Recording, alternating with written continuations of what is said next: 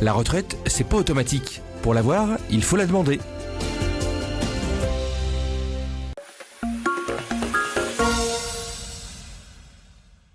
Aujourd'hui, je suis à Cambrai et c'est Pierre qui m'a donné le prénom de Jean-Marc. Jean-Marc, vous allez voir, il va nous faire partager sa passion de l'aviation.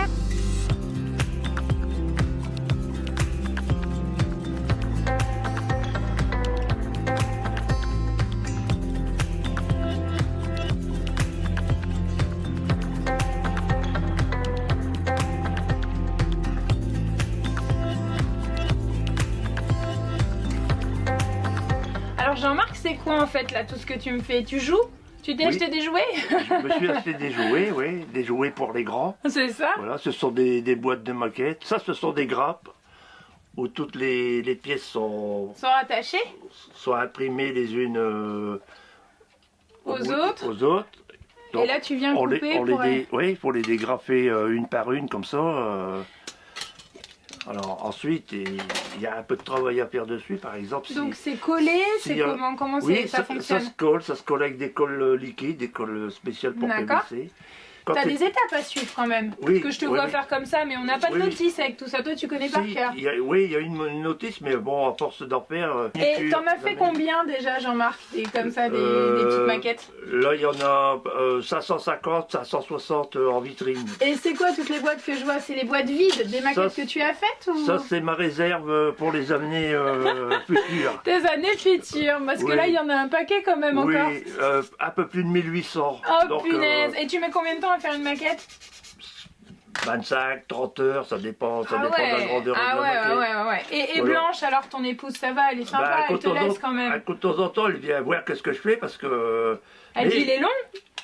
J'ai une sonnette, quand je suis en retard le soir pour souper, elle sonne. C'est pas vrai. Oui. Mais c'est ça quand on est passionné, on n'a pas le temps, on n'a pas l'horloge. Tu vois ce que ça donne. Ah ouais. Et puis je vois aussi que là tu as toutes tes peintures, on dirait vraiment que tu fais les manucures. Alors Jean-Marc, s'il te plaît, je voudrais que tu me fasses une petite manucure dans les tons verts. Oui, ça je peux te le faire. C'est possible? Il n'y a aucun problème. Ah non mais c'est un boulot incroyable.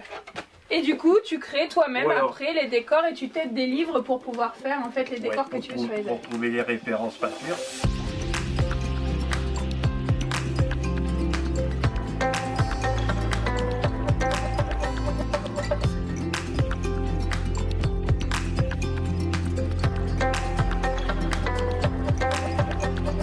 Mais vraiment, tu connais toutes les histoires de tes maquettes. Il est trop beau celui-là. Ils ont tous une histoire. Un peu de polonais là-dedans. Hein. C'est pour ça que je l'ai choisi, t'as vu, sans faire exprès, hein, Jean-Marc. Mais qu'est-ce qui t'a donné l'envie de collectionner tout ça? Parce qu'il n'y a pas que des avions, il y a des petits fanions, il y a plein de choses. C'est tout un ensemble, ça se suit, comme les stylos, tout ça, les pins et tout, les insignes de l'armée de l'air, tout ça. C'est une histoire. Donc, les batchs en tissu, c'est pareil. Et depuis quand alors? Depuis quand t'as voulu, tu t'es passionné pour tout ça? Ta première maquette, c'était à quel âge? 11 ans, 11-12 ans. Et c'est venu que mon papa était prisonnier, il me parlait souvent de la guerre, et puis de ce qu'il avait vu les bombardements en Allemagne. Donc, comme il y a eu beaucoup de dégâts en Allemagne, il a vu tous ces... Puis il en parlait, donc tout ça, ça m'a donné l'idée d'avoir un avion, d'en avoir un deuxième, un troisième, et puis après, ça n'a plus jamais arrêté, quoi. Ça fait... Et alors, comment t'as fait pour avoir ta première maquette? Tu faisais comment, alors que ça coûtait quand même ça coûte de l'argent, tout ça, c'est pas... Dans les communes où on était à l'époque, dans les années 50, 54, 55, tu trouvais rien de ces jouets-là. Fallait aller en ville, fallait monter à Cambrai. Donc tous les jours, il y avait des bus qui emmenaient les clients qui voulaient aller à Cambrai faire leur commission. Ouais. Donc avec ma maman, j'allais à Cambrai, on allait au marché et j'achetais des petites pochettes. C'était un franc, un franc 50.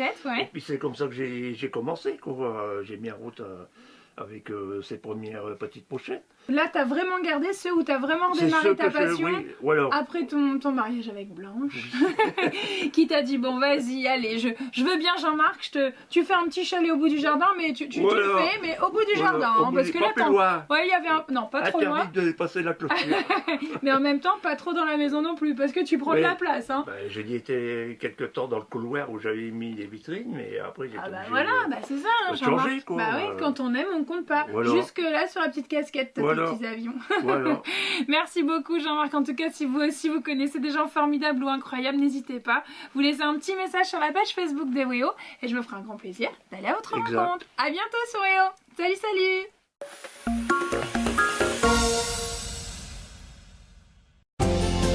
Pour ma retraite, j'anticipe. Je dépose ma demande 6 mois avant mon départ sur l'assurance-retraite.fr.